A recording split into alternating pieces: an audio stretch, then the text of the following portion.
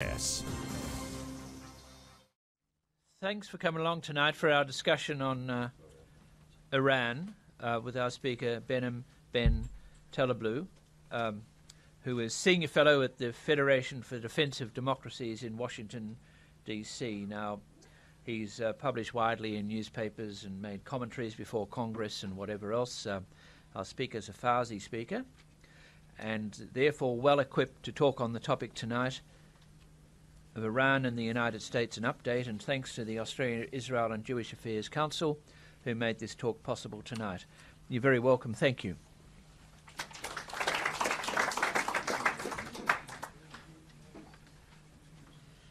Thank you very much for that kind introduction, and thanks to everyone for coming out this evening and seeing what I hope is not just about the best of American neckwear in Australia, but also to the Sydney Institute for hosting. So thank you very much. The topic, I think somewhat aptly and in respect for the news cycle, is called today Iran and the U.S., or Iran and the United States, an update.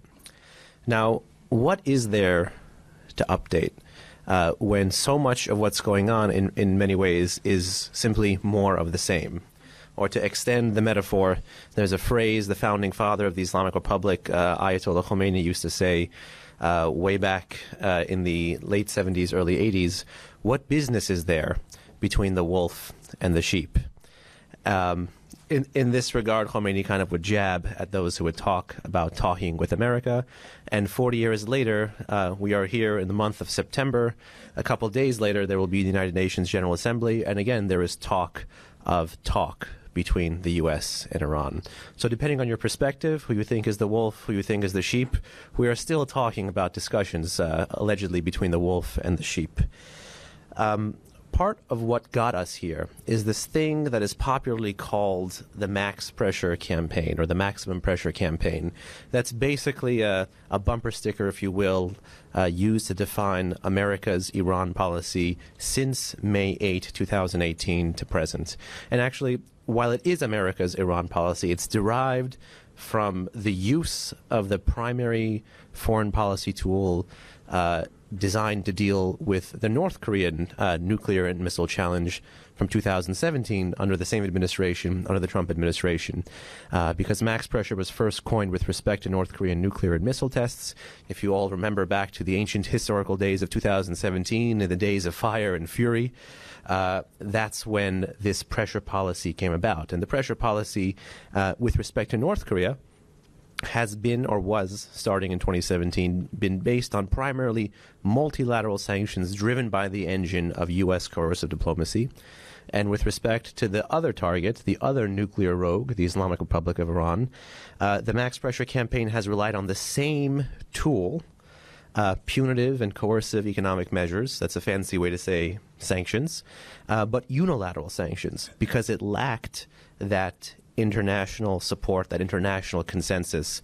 That is what UN sanctions had and existed with respect to the North Korean target. So max pressure starts on May 8th, 2018.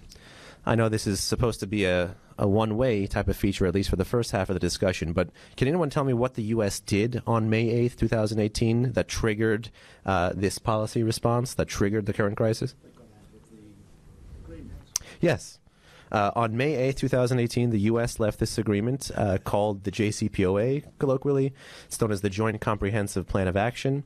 And now I'm going to out myself with respect to the audience. I'm a critic of the Joint Comprehensive Plan of Action. The C in the deal, the JCPOA, comprehensive, in my view, didn't belong there. It wasn't a comprehensive agreement. If you look at it, it really deals with one of the many vectors that has made Iran an international pariah for the past 40 years. You think about that history of enmity between Khomeini and his successor Khamenei and the United States. The nuclear issue is really only the latest issue that has entered the fold of the conversation of why these two countries can't get along. Harken back to 1979, there was, of course, the hostage crisis, the Iran-Iraq War, 80 to 88, the reconstruction and reconfiguration of Iran's economic, domestic, foreign policy, and political scene throughout the 1990s, the rise and fall of the reform movement, the rise and fall of new conservative movements in Iran, the Ahmadinejad era, the era where Iran thought it would be wise to send a Holocaust denier wearing a polyester windbreaker to the United Nations General Assembly and have him represent that great country. So, max pressure is clearly built on a historical trajectory that the regime, and a trajectory that has been based on this enmity, this 40 years of enmity, and it's also based on an assumption that I think is borne out by evidence on how Iran has changed, if at all, its foreign and security policy. And the reason I caveated that change, if at all, is because in Washington, when you study cool or interesting foreign policy problems, you're often studying change. You're often looking for the delta between the current threat and the future threat, or something new from this administration to that administration, or the next country that you want to be talking about. It's always a story of change. For those of you who've been looking at the Islamic Republic of Iran in different iterations, in different times, it's not about change. The challenge is a challenge of continuity.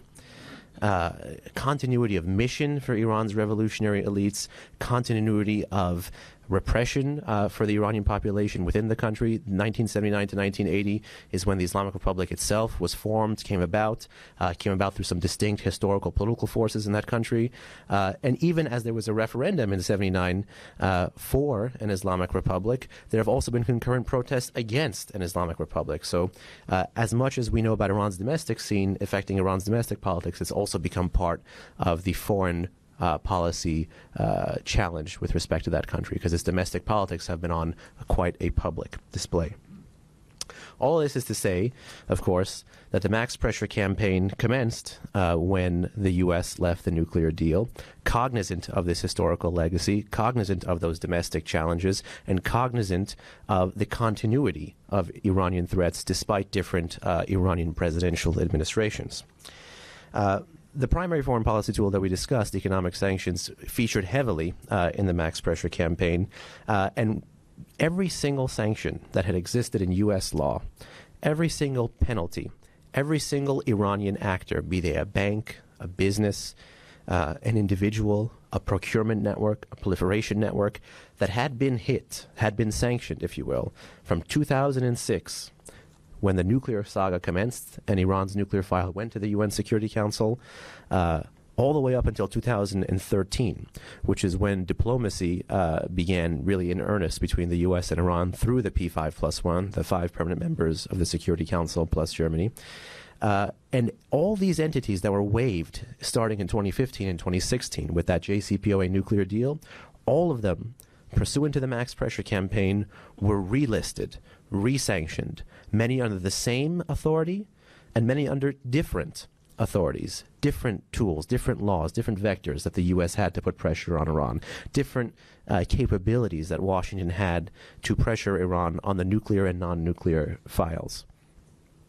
The Treasury Department in Washington, which has been responsible for coordinating this sanction strategy, has called it the largest single-day designation in its history. So when you're looking at some things that have made history, this max pressure campaign has made history. But it's also made history inside Iran, talking about an update. How did we get here? Well, why is Iran doing everything it's doing now, really since May 8, 2019, since the one-year anniversary of the U.S. leaving this deal? You can't open a newspaper or turn on the television and hear about some sort of new Iranian escalation, whether it's in the Persian Gulf, whether it's doing things to incrementally leave the nuclear deal, whether it's cracking skulls at home, whether it's aggression abroad, whether it's things even in cyberspace that are reported later on in different newspapers in different countries. How did this happen? Well, it happened because Iran's strategy in response to this max pressure campaign, this large single-day relisting of every single sanction basically on Iran in U.S. history, was actually not to run towards the problem initially. It was to wait out the problem. I venture to you that if you're going to divide out Iran's foreign policy responses to max pressure, the first year, from May 8, 2018 to May 8, 2019, largely but not exclusively, Iran's policy was one that you could call strategic patience. In fact, if you're familiar with Iran's political system, there's a national security body called the Supreme National Security Council. Its secretary is actually Iran's highest-ranking Arab. His name is Ali Shamkhani. The president sits there. That body can also give advice to the supreme leader. The supreme leader's name is Ali Khamenei. One can imagine this body convening of military men, political men, and, of course, religious men, holy men. And convening and with this, drawing on this Islamic injunction, which is, I'm going to give you the Arabic first and then translate it, which is Inna Allah ma sabirin, which is verily God is with the patient.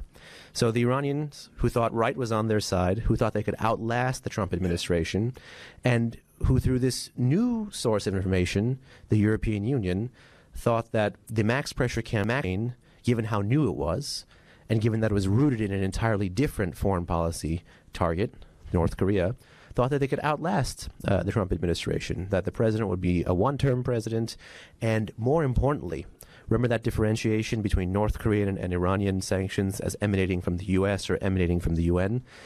The sanctions against Iran did not have a shared international consensus in their defense.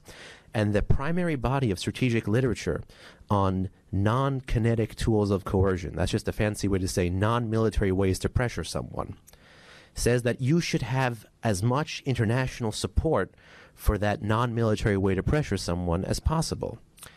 And lo and behold, the Trump administration did not have this support in May. If you straw poll most Washington audiences, non-official audiences, non-government audiences, there were many in favor of staying in the nuclear deal. I myself, who am a vociferous critic on the nuclear, missile, military, economic merits of the deal, was not for leaving the deal on May 8th.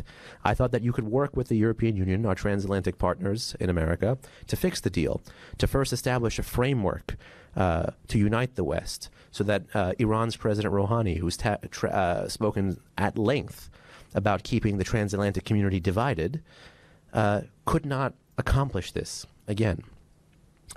But lo and behold, the sanctions go forward unilaterally. A couple of months go by. They're actually phased in 2 batches. In August of 2018, the first batch. In November of 2018, the next batch.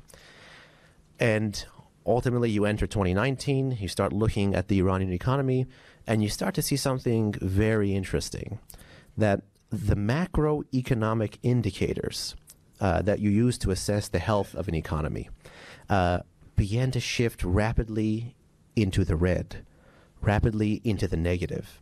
Something people thought could not happen if only one country was sanctioning only one other country, and the majority of countries were on the sidelines, indifferent or against the sanctioning of one country to another country. Now, how did the U.S. achieve this? One is market forces. Market forces, U.S. economic clout, the strength of the dollar, the fact that we all share an international banking and business system that in some way touches New York, that in some way relies on the strength of the greenback, the dollar, that in some way ends up touching a U.S. entity or a U.S. person. There's some touch points between transactions all around the world today that are international and that are also linked to the U.S. financial system. And a broad definition of transactions that involve the U.S. financial system, and a broad definition of what involves a U.S. entity, and a broad definition of what involves a U.S. person was used cleverly in a form of lawfare. And in place of this shared consensus, really in the first time in human history, market forces became the force multiplier for foreign policy success. This is an impressive feat of U.S. unilateral sanctions that has not been accomplished on another target set, not even on North Korea, where there is much more consensus. And in many countries that are considered friends, partners, allies of Washington, you would look at the policy of the national government, the policy of London, the policy of Berlin, the policy in Paris towards Iran, and it was doggedly attached to the JCPOA nuclear deal, finding ways to keep it alive. But still, banks, large businesses, financial institutions ended up somewhat reluctantly, but nonetheless, siding with Washington for the sake of their commercial economic interest, rather than siding with the national capital where their bank or business was housed and headquartered. This impressive use of banknotes over bullets came to define the new way the Trump administration was going to deal with not just the Iranian nuclear saga, which again we said is only the latest iteration of threat and challenge in the continuous series of threats and challenge the Islamic Republic has posed to U.S. international security, but also the most interesting, because the Iranian strategy began to change in response to these successes. If you fast forward to April 2019 now, you're looking at these macroeconomic indicators of contraction. They're continuing to go in the red. I'd be happy to discuss what those indicators are, by the way, in the question and answer session. And in April 2019, you have some historic moments. For the first time, the Islamic Revolutionary Guard Corps, which is the tip of the revolutionary spear of the Islamic Republic, formally 125,000 strong. Iran has two militaries. This is somewhat smaller in terms of personnel, but in terms of resources, in terms of a more coherent ideology, in terms of service to the state and the state's revolutionary ideals, and in terms of ownership or control of Iran's most sensitive military portfolios, drones, ballistic missiles, cruise missiles, and yes, of course, the nuclear program. This entity is in charge, and this entity is for the first time, pursuant to State Department authorities, added to a list that has no state actor in it, always has non-state actors in it, and it's the U.S. State Department FTO list, the Foreign Terrorist Organization list.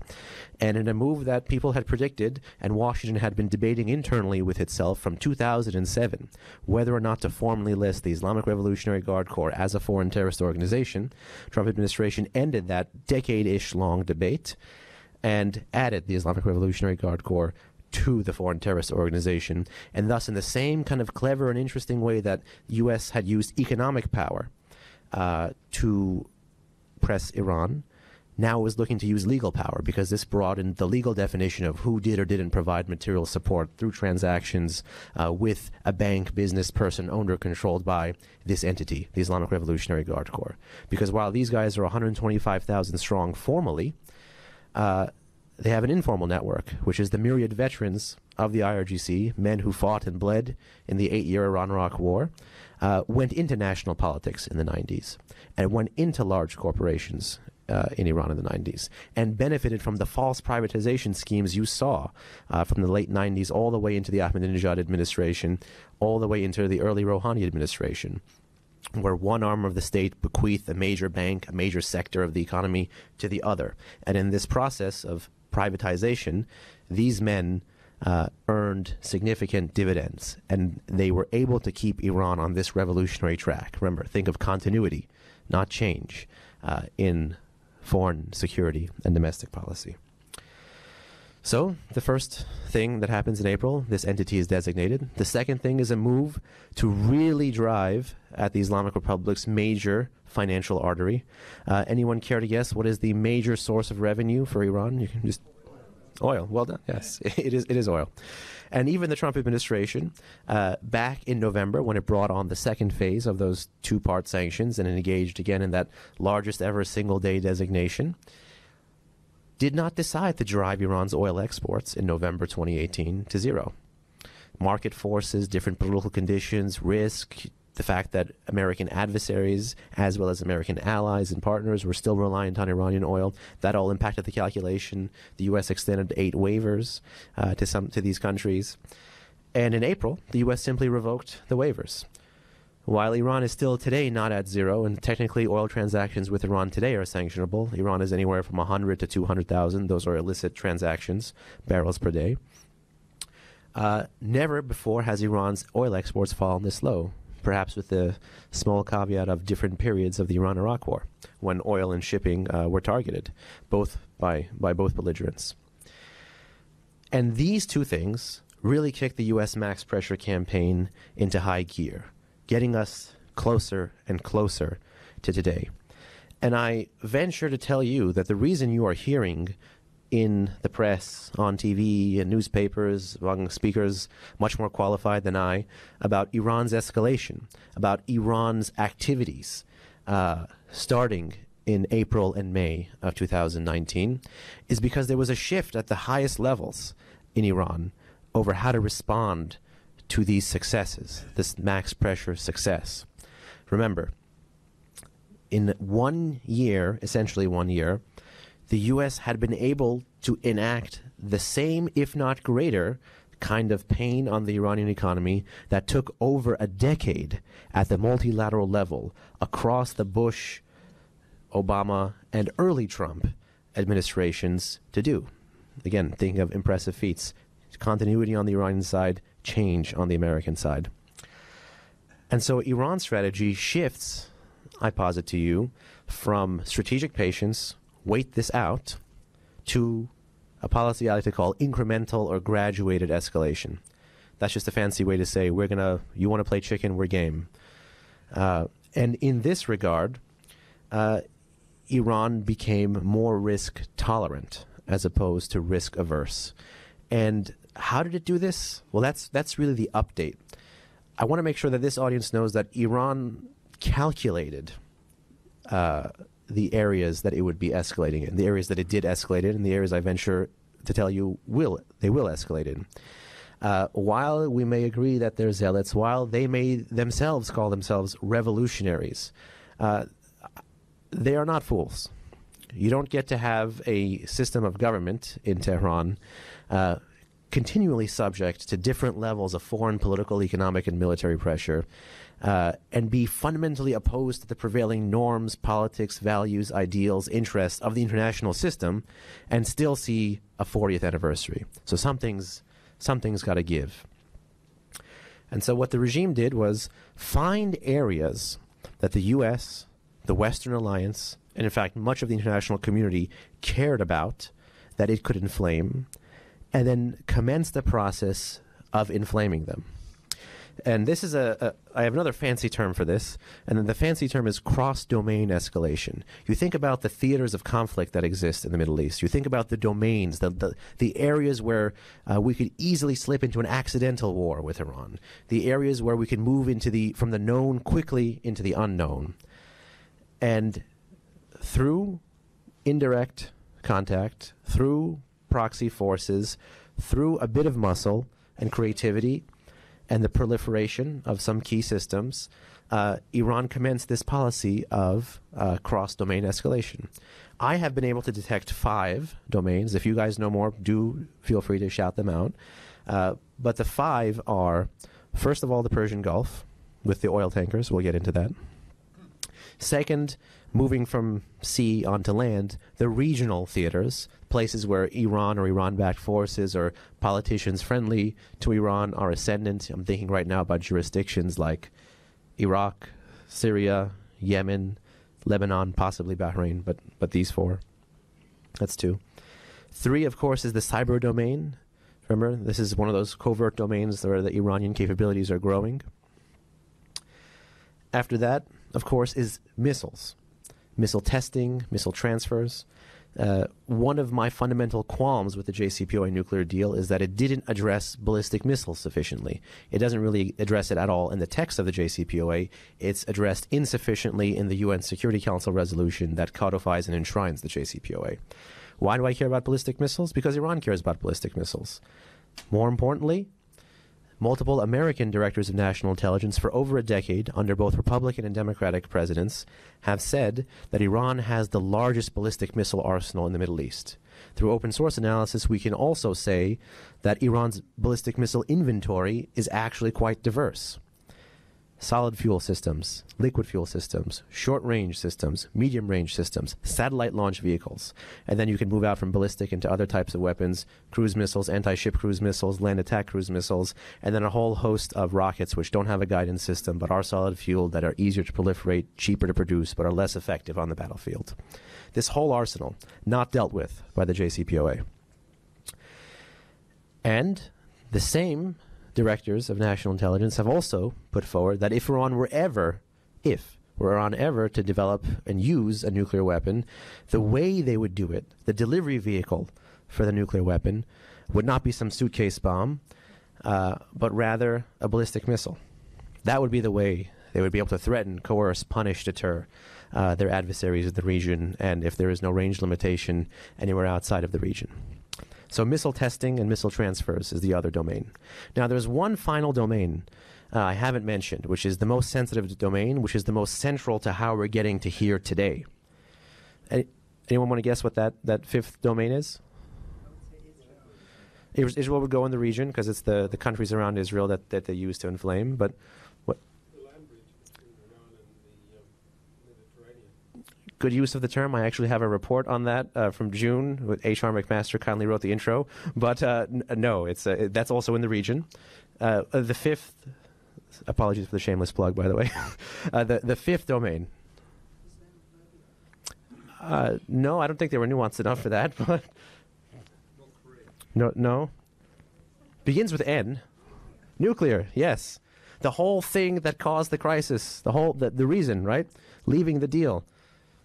The deal, I would venture to guess, is actually, I would want to tell you that the deal is more slated in Iran's interest than America's interest. Remember, that when the U.S. left the deal on May 8th, many thought the rationale for when the U.S. left the deal was that it was a series of Iranian violations the president couldn't stand, or the president had some innate issue with the deal.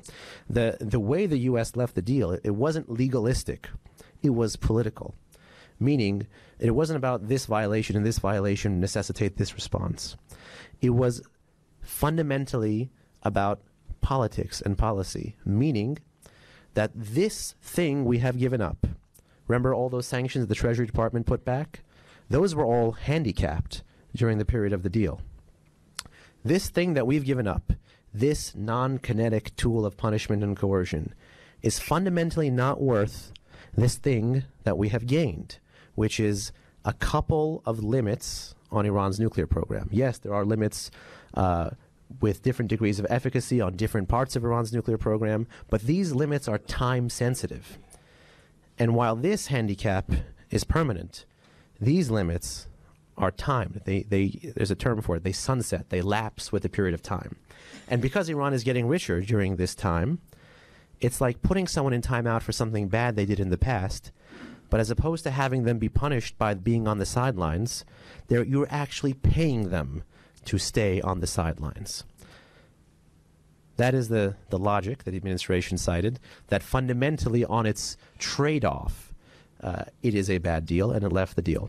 So Iran, which has been cognizant of the Trump administration's attempt to not just focus on the nuclear issue, but focus on this broad array of other things that Iran does, the regional issue, the terrorism issue, human rights, even perhaps hostages that are in Iran, quite prescient today as we talk about hostages in Iran, the 3 Australians, as well as the one from December.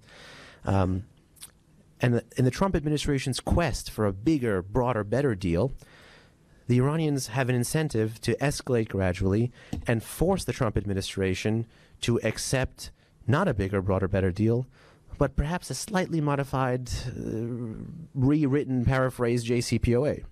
So that's why the fifth domain, out of all these 5 domains of cross-domain escalation by Iran, matters so much, which is why Iran can be a little bit more risk-tolerant in these 4 domains, do things that are more dangerous, have the Houthis fire a land attack cruise missile at a civilian airport, have the Houthis fire drones as dumb cruise missiles at civilian targets, have tankers be targeted by mines as if we were reliving history. Remember continuity? Iran used mines quite effectively during the Iran-Iraq War. Iran threatened freedom of navigation quite effectively during the Iran-Iraq War. But it's reverted to doing that again, to spook oil prices, to spook insurers, to spook regional countries that also are against Iran, that also might want to be in support of the max pressure campaign, and to get them to blink, to get them to swerve, to get them not to be supportive of the max pressure campaign. Iran is trying to rope-a-dope every single country, including Australia, and peel them away from the max pressure campaign. Right now, if I had to guess what they're doing with the hostages, it's designed to erode Australian resolve. Remember, PM Morrison, unlike many of America's transatlantic partners, at least reconsidered Australia's support for the nuclear deal. The European Union did not even do that. Australia is now part of Operation Sentinel, this American-led maritime coalition to ensure freedom of navigation between the Persian Gulf, Strait of Hormuz, and Gulf of Oman, an area of the world where over 1/5 of the world's global oil supply traded on sea passes on a daily basis. And so Iran commenced this graduated escalation strategy. In May, you had the multiple tanker attacks, but also in May, you had, going back to that one most sensitive area, the nuclear area, on May 8th, Rouhani, Iran's president, laid out timetables for escalation, timetables for how we would get here. And these timetables were based every 60 days, and rather than have Iran egregiously leave the nuclear deal, Iran would incrementally leave the nuclear deal. And as it did so, it would take cover behind legalistic arguments of, well, we're just responding in kind to American sanctions, recreating the dynamic that as you sanction us, we'll grow our program, a dynamic that existed in the international community from 2006 to 2013, to grow the risks to us here. And the first thing that it did on May 8, all the way up to early July, was to transgress stockpile limits that existed on its program in the deal. In the deal, the limits that existed on its stockpiles, some of them were just several limits, but the two main ones were a stockpile limit on how much heavy water Iran could have inside the country. Heavy water serves as a moderator in Iran's heavy water reactor. And then, of course, how much low-enriched uranium Iran could have in country. Low-enriched uranium is basically fissile material that would constitute the stuff that makes a nuclear warhead fissionable. So it basically is the weapons part of the ballistic missile arm with a nuclear warhead. If you enrich LEU, low-enriched uranium, all the way up to HEU to 93%, that's how you have the sufficient uranium necessary for a weapon. And so they were going to breach the amount of LEU that they were going to keep in the country. July 7, the next 60-day period rolls around, and they decide to move the purity level up, go from 3.67, which is what the deal permitted, to just under 5%. Remember, when you're enriching uranium, not to make this a brief sideline about nuclear science, but as you're enriching uranium, the harder part is earlier on. You get to 20%, 20 to 60 is one jump, and 60 to 90 is another jump. But 0 to 5 and 5 to 20 are the key jumps. If you master those jumps, which Iran has mastered, you have basically mastered the technology. It becomes more a matter of time, more a matter of consistency, more a matter of arraying the centrifuges. These are the machines that spin uranium in the proper cascades and willing to actually move the enrichment level up. It becomes more of a political decision than a technical decision. So Iran breaches the purity cap in the JCPOA. And then most recently, September 6th, Iran has breached the centrifuge research and development, or R&D, caps that had existed in the nuclear deal on Iran. And these were already quite vague to begin with, but that means Iran can phase in more advanced machines, machines that can do more with less machines. So you don't need 1,000, you can have just a couple, because the output of these machines is higher. But it's also difficult to make these output higher over time, to be consistent over time. So they do this. And staring down the barrel of the gun here, you've had 3 Iranian incremental violations of the nuclear deal.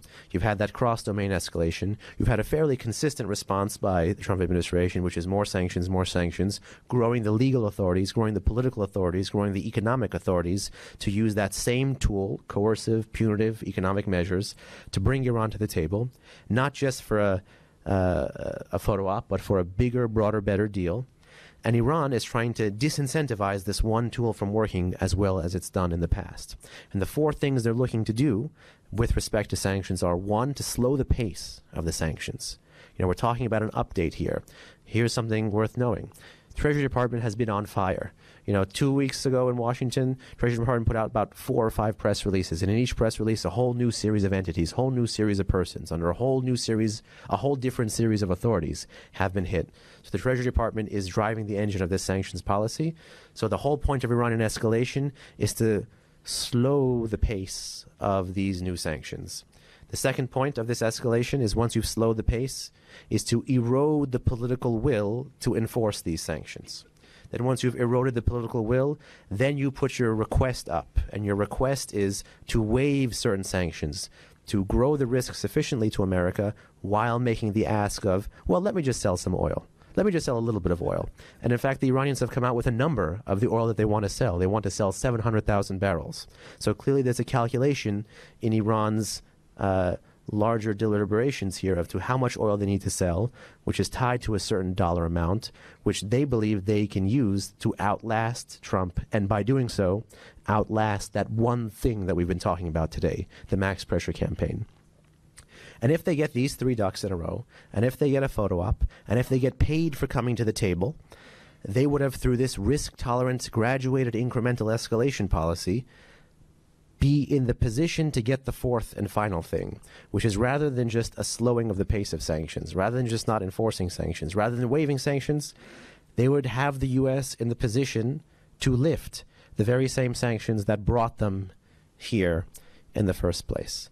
You know, we've talked about continuity, we've talked about a little bit about change, but now we're talking about deja vu, because the ultimate goal of Iran is to replicate the conditions that existed in 2013.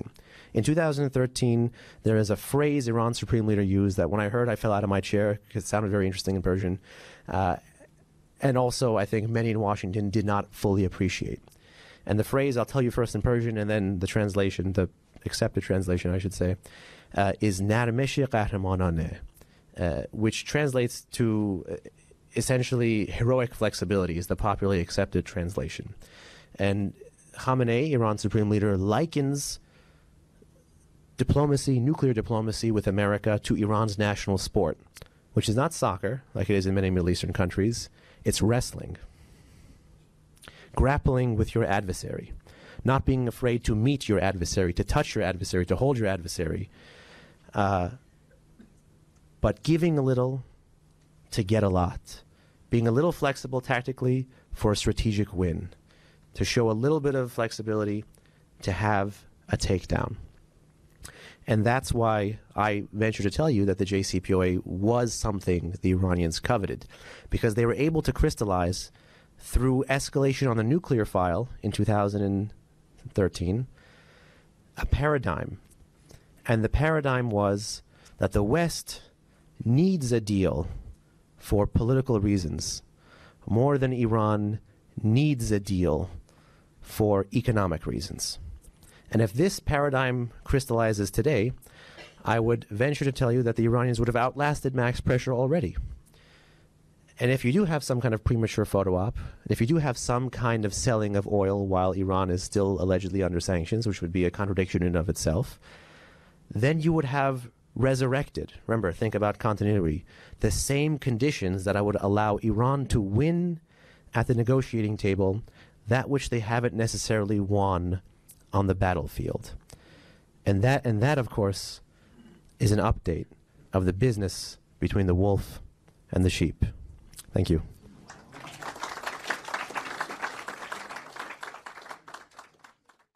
Torn your dress again? Ripped your shirt pocket? That strap came loose? You need Starlife Fast Sew, your own personal sewing machine that lets you mend all your rips and tears faster and easier than ever before. Forget those bulky, heavy sewing machines. The Starlife Fast Sew is the smallest, most portable sewing machine that works faster, allowing you to mend your curtains while they're still on the rod. Pillows have a hole? Fix it in seconds while it's still in the case. Favorite quilt coming unstitched? Grab your Fast Sew and fix it on the spot. With quality lock stitching that's tough, durable, and won't unravel. The Fast Sew is the simplest machine I have ever had.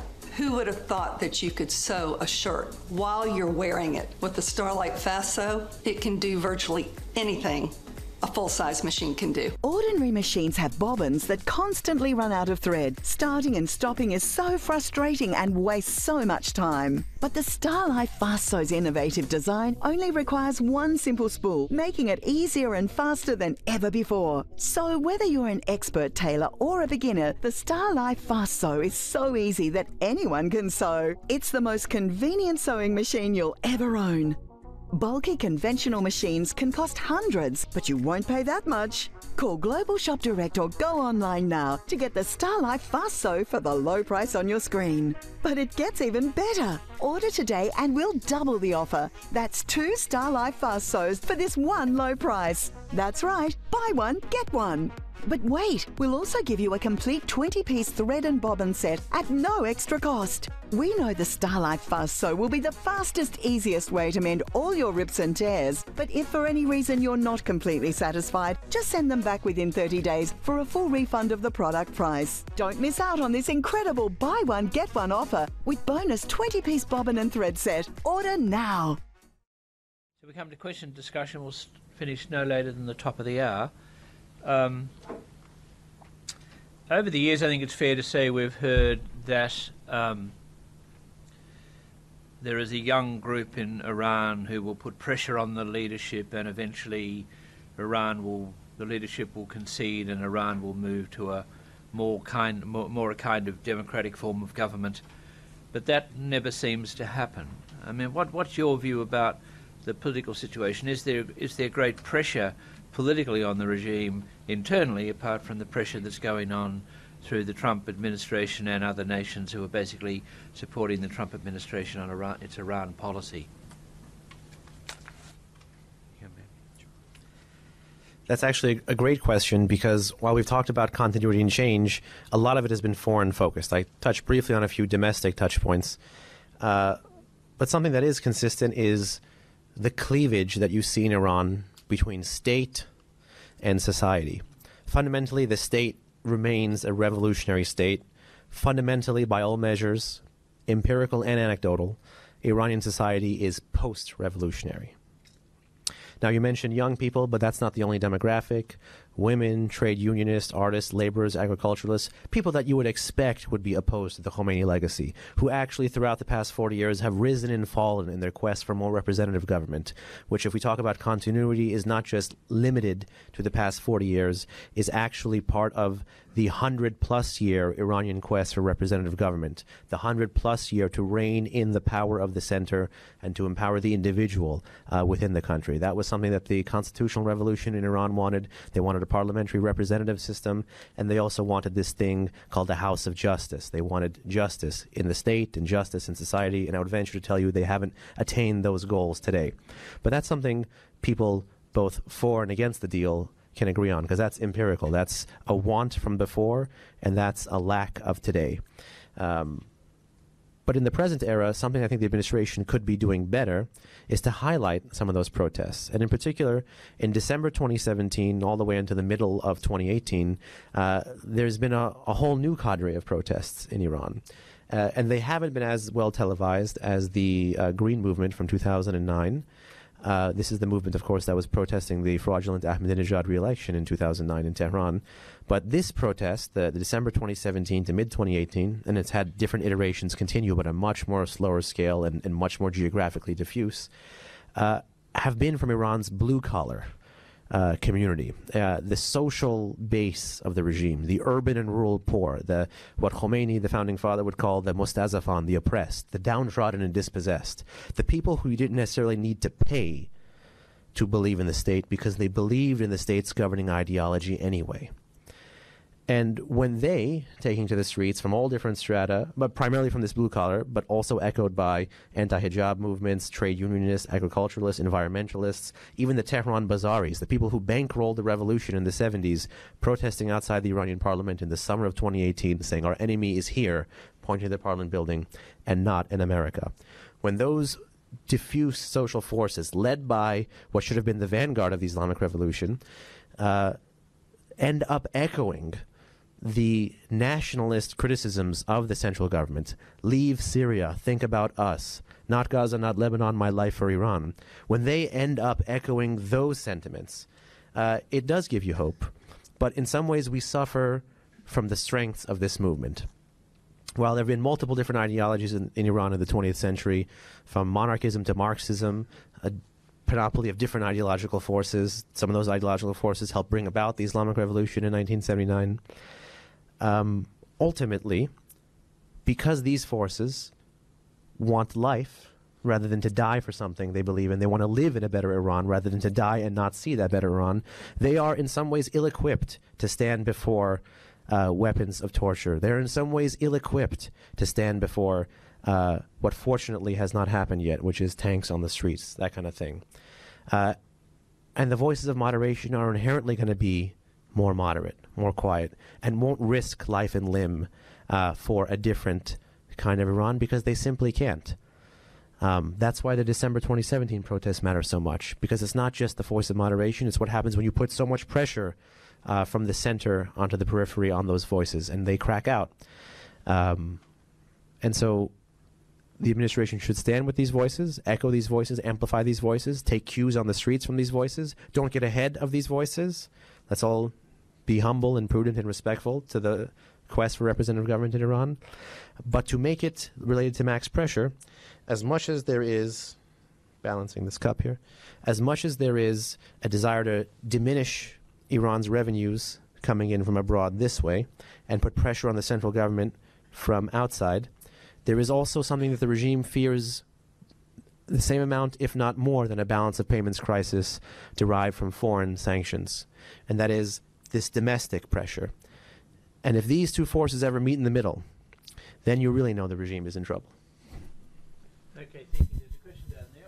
And we've got a lot of people who are going to be brief with our comments. Okay, two very quick questions. Firstly, what effect, if any, did Israel's discovery of those 100,000-page documents have either in Iran or internationally? And secondly, why is Iran ramping up, putting lots of proxies throughout both Iraq and Syria in its with a lot of its weaponry? Well, firstly, you might just background the 1,000 pages for a second. Sure. Two great questions. I'll do my best to be brief because there were a couple of other hands. But the first thing you mentioned, the 100,000 pages, is something called the Atomic Archive. It's basically Iran proving that it's hedging with respect to its nuclear program, continuing to keep critical information about nuclear weapons design, about past projects, about getting a warhead onto a ballistic missile system. Unfortunately, when these were revealed in May of 2018, April-May of 2018, the spring of 2018, many immediately, without even looking at these documents, had actually ended up just dismissing them, that it's nothing new, it's more of the same, it's stuff that we saw in a couple of International Atomic Energy Agency reports. But there's things we've learned about Iran's program through these documents, many of which have been published online, some of which I've had the privilege of translating from Persian into English. A footnote to history, if you will. Things about neutron initiators in Iran. Things about the Fordo fuel enrichment plant, which is the fuel enrichment plant basically under a mountain close to but not in the holy city of Qom in central Iran. And the fact that this facility, which was revealed by the US, UK, and France in 2009, and ultimately did enrich uranium to low grades, was initially designed for high-enriched uranium. There's a plethora of these little gems, unfortunately, in these documents. There's lots of Iranian persons, entities that have not been sanctioned that play a role in the development of Iran's nuclear program. And so, unfortunately, within Iran, it didn't make much of a splash within the population. But abroad, it's increasingly making a splash. And the IAEA has actually investigated one of the facilities that house these things and actually has found trace amounts of uranium. And that puts Iran in a precarious situation. And that precarious situation is it may not just be in violation of this JCPOA, but it may be in violation of more central non-proliferation and arms control agreements. Things like the Comprehensive Safeguards Agreement or things like the Additional Protocol, these foundational international non-proliferation treaties, because Iran hadn't declared the presence of fissile material there. So really, I think the regime realizes that what's left of its nuclear program is in the crosshairs, not military crosshairs, but in the light, is in the crosshairs of public scrutiny, of coming more into light. Second question about proxies. Never before have I seen a country so cognizant of its conventional military deficiencies as Iran. Iran's proxy strategy is ideologically coherent, strategically coherent. It's part of the export of the revolution, basically this long-standing foreign and security policy, but also ideological project of the regime to spread the revolution. In the 80s, this was done much more crassly. These days, it's done a little bit more skillfully. But the proxy network in places like Iraq and Syria allow the regime to be active on the ground at a lower level and be able to shape a conflict's trajectory earlier and be able to control the chaos that exists in places like Iraq and Syria. And so rather than have to send your own formal forces, which would tip your hand and then thus invite more retribution and ruin, perhaps against your homeland, the proxy network allows you to fight abroad without fully having to be abroad. Consider this: the best defense is a good offense, but we're the ones not playing offense. We're going to pay you to play offense. And in places around the Middle East, it's quite crass. If you look at Syria, there's a division, a brigade, if you will, called the Fatimiyun. This is Iran's all-Afghan Shia militia. Traditionally, these men dying on behalf of the Islamic Republic have been Shiite Arabs from the Middle East. This is Iran's all-Afghan battalion. Some paid. I mean, they're all paid, but some for mercantilist reasons, many for ideological reasons, and many because Iran has a large refugee population because Afghanistan is next door and it's abusing this population and getting them to go abroad to get money to send to their refugee population in Iran as remittances. And this all-Afghan brigade, you can basically have a shoeless Afghan child be part of Iran's foreign legion in Afghanistan. And you think about this network that Iran gets to have through intelligence, through this Quds Force, which is the foreign operations units of the Islamic Revolutionary Guard Corps, married with the Russian-provided military capabilities of the Syrians on the ground, coupled with Hezbollah decisively intervening in Syria, coupled with Iran's Shiite, Arab, and non-Arab proxies, coupled with Russian air power, and you see a fundamentally new war machine in the Middle East, where the state doesn't have to formally be involved, but it can cobble together a different patchwork of men, money, and munitions, and have its interests attained and its ideological imperatives move forward. And in a place like Syria, that means standing with the slaughter of the Assad regime against its own people, and being able to do so in a low-cost, high return on investment way. Dimitri. Hi. Over here. Oh, yes. Ali Khamenei is not a young man. He's not a well man.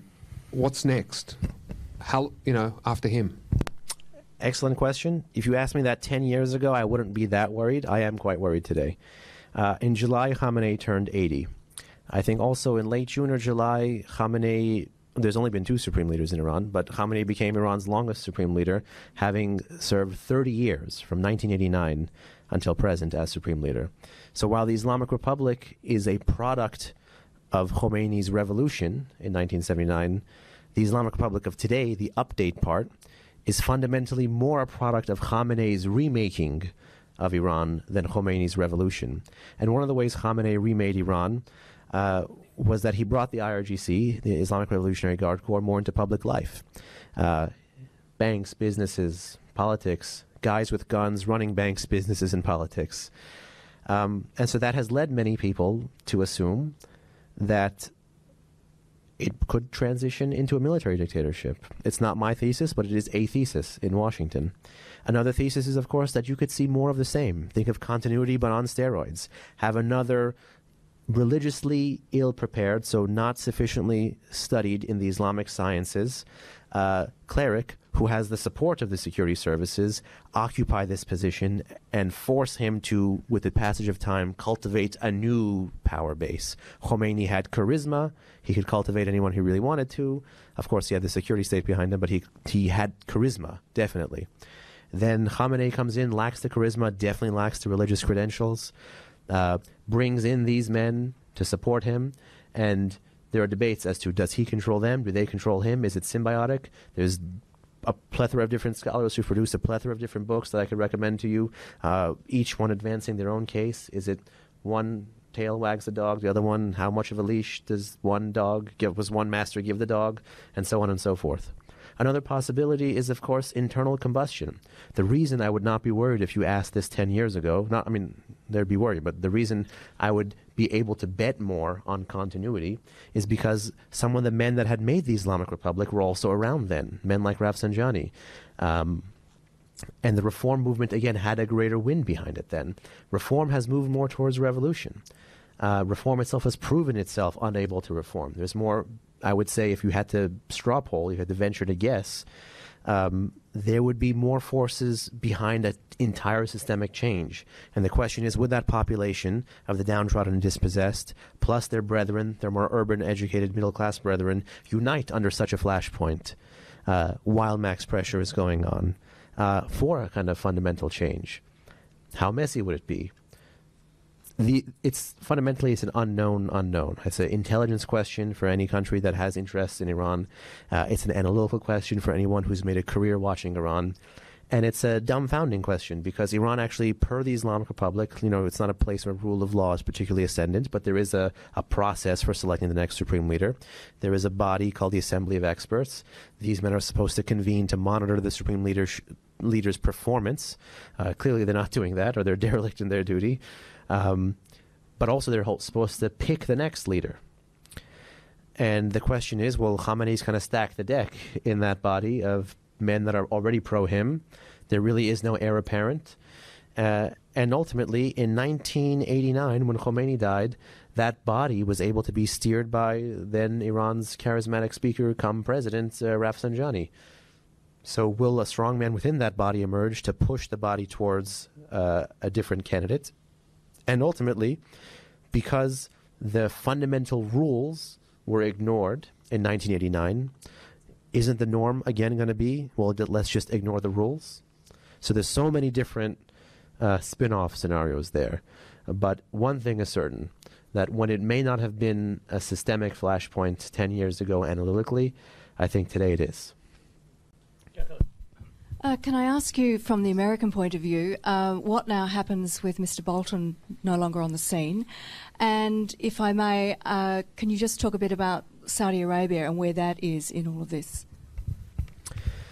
So the Bolton question is interesting because even when I'm in Washington and you get asked about different administration figures, I often have a similar refrain, which is I don't like to do Kremlinology, to figure out who's high, who's down within the administration. Yes, it's clear Bolton had a much more hawkish worldview than most, but not all, of the Trump administration staff, as evidenced by his TV interviews, radio interviews, writings, being a public figure prior to becoming National Security Advisor. And when he became National Security Advisor, it was like a month or so after that he entered the position that the U.S. left the deal. So really, you could tell he would steer the ship. I'm not sufficiently well-versed in some of the bureaucratic minutiae beyond that point, but you can tell even this person who had a fundamentally hawkish disposition, and the Trump administration has been tough on Iran, but you could say the Trump administration's policy is behavior change, and Bolton, in his public life, has talked about regime change. In his capacity serving public life as a member of the Trump administration, he has tacked towards the behavior change. So when he was serving, he was carrying out the behavior change request. So I'm one that doesn't see the bureaucratic infighting as much as some of my other colleagues in Washington. So his departure raises more questions than I can provide answers to. But I think if anything is going to happen, it's probably more of the same. Things that we talked about today, the continuity, Iran's response, graduated escalation, America's response, sanctions. So that norm will continue. The second, Saudi Arabia, is actually quite interesting. Would you care to elaborate on what about Saudi Arabia, or this U.S.-Saudi relationship, or Iranian-Saudi? The U.S.-Saudi Arabia relationship, but also you mentioned Yemen, and Saudi being quite prominent in Yemen. But I'm more interested, I suppose, about the relationship between America and Saudi Arabia and how that plays out in Iran, but in the Middle East as well. So, harkening back to history a little bit, the Nixon administration had this policy called the Twin Pillars policy. If you are historically, archivally inclined, you can go back and read, White House conversations when this Twin Pillars policy came about. But there's a line that Nixon said in relation to the late Shah of Iran, and it was, protect me. Protect me. That line speaks volumes. The Shah definitely was the guardian of these interests in the Persian Gulf, but also Saudi Arabia also had a role, also had a position, a much lesser position relative to the Shah, but nonetheless also had a position in maintaining the balance of power in the region, maintaining the forces of stasis in the region. And when Iran basically changed in 1979, the other pillar grew in importance and in value to U.S. foreign policy and into not just mercantilism with the Aramco and oil, but also grew in importance for the region. And really since 2012, but also since 2015, 2012 when Saudi Arabia became more active in international institutions, 2015 with Saudi distaste for the way the JCPOA, the nuclear deal, was formed, and then with the war in Yemen, Operation Decisive Storm, the Saudis assumed a more hawkish foreign policy in the region, believing that Iran had to be pushed back, had to be rolled back, had to be contained. And the war in Yemen, like you mentioned, is the manifestation of this kind of sense of emboldenment. They haven't fundamentally prosecuted the military side of the war well. Even some of their regional partners, you can see the UAE having prosecuted the war differently. Now they're not necessarily part of the same coalition anymore. The UAE has withdrawn or is drawing down forces in Yemen. But nonetheless, Saudi Arabia believes that there has to be some sort of pushback on Iran in the region. And this phenomenon earns its support in Washington, in addition to that long-standing kind of being a pillar of stability in the region. But the pushback term is interesting because whether you're pro-deal or anti-deal, a hawk or a dove on Iran, you tend to find these very diverse groups of individuals talking about pushing back on Iran. But in the region, the U.S. isn't pushing back on Iran. There's two countries that are actually doing the pushback part. And it's fundamentally kinetic. It's fundamentally military. Saudi is one in Yemen. Does anyone know what the other one is? Yeah, very good. It's Israel. Israel is doing it in Syria and perhaps increasingly in Iraq, and Saudi Arabia is doing it in Yemen. I think the Israeli way in Syria is more effective. With Iraq, it's going to become politically complicated because there's national politics. But in Yemen, Saudi Arabia has responded to the Houthi insurgent movement, kicking out the Hadi-backed government, the UN-backed government. They're now in exile in Saudi Arabia. And Iran has been able to use this conflict not to create a proxy, but to co-opt an insurgent movement. And it's Iran's provision of select systems to the Houthis in Yemen that has enabled Iran to bait and bleed the Saudis further, to drain them of financial resources and national reputation, and to be able to find a new partner in the region and to get a foothold on a different body of water that can also serve as a strategic choke point. The Red Sea, the Bab el-Mandeb Strait, also is another critical body of water where oil passes. So Qasem Soleimani, a name many of you should be familiar with if you're interested in Iran, he's the commander of Iran's Quds Force. Last summer, he threatened not the Strait of Hormuz, but he threatened the Red Sea. The entity that he would use to carry out that threat is the Houthis, and the primary target of the Houthis' ire has been Saudi Arabia. Now we've got 2 minutes or 3 minutes left, so we've got time for a very brief question and a very brief response. Yes. Sure. Sorry.